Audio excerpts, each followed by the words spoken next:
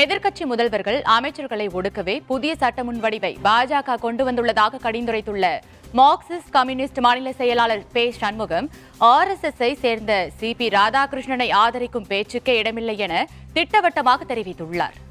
பாரதிய ஜனதா கட்சி அரசாங்கத்தை பொறுத்தவரை எதிர்க்கட்சிகளை ஒடுக்குவது அல்லது மத்திய அரசுக்கு எதிராக கருத்து சொல்பவர்களை சட்டத்தின் மூலமாக ஒடுக்குவது, கைது செய்வது, சித்திரவதை செய்வது, ஜாமீனில் வெளிவர முடியாத அளவுக்கு பல புதிய சட்டங்களை எல்லாம் அவர்கள் ஏற்றிக்கொண்டே இருக்கிறார். இது முழுக்க முழுக்க எதிர்க்கட்சி முதல்வர்களை, எதிர்க்கட்சி அமைச்சர்களை ஒடுக்குவதற்கு தான் அது பயன்படும். இந்த மாதிரியான ஜனநாயக விரோதமான பல சட்டங்களை கடந்த 10 ஆண்டு காலத்தில் பாரதிய ஜனதா கட்சி அரசாங்கம் நிறைவேற்றி இருக்கிறது. அவற்றையெல்லாம் எதிர்த்த போராட்டத்தை இந்தியாவில் உள்ள எதிர்க்கட்சிகள் எல்லாம் இணைந்து நாங்கள் தொடர்ந்து வற்புறுத்துறோம்.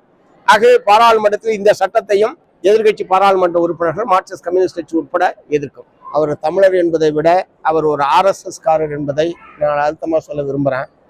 ஆகவே RSS பின்புலத்தில் உள்ள அல்லது RSS-உடைய பிரச்சாரகராக உள்ள CP ராதாகிருஷ்ணனை மற்றவர்கள் ஆதரிக்கிற பேச்சுக்கே இடமில்லை. ஆகவே இப்போது இந்தியா கூட்டணியின் சார்பில் உச்சநீதிமன்றத்துடைய முன்னாள் நீதிபதி சுதர்சன் ரெட்டி அவர்கள் நிறுத்தப்பட்டிருக்கிறார்கள். அவரை இந்தியா கூட்டணியுடைய வேட்பாளர் என்கிற முறையில் தமிழ்நாட்டில் திராவிட முன்னேற்ற கழகத்தின் தலைமையிலான ஜனநாயக முற்போக்கு கூட்டணியுடைய அனைத்து பாராளுமன்ற உறுப்பினர்களும் ஆதரிப்பார்கள் என்பதை தெரிவித்துக் கொள்ள விரும்புகிறேன்.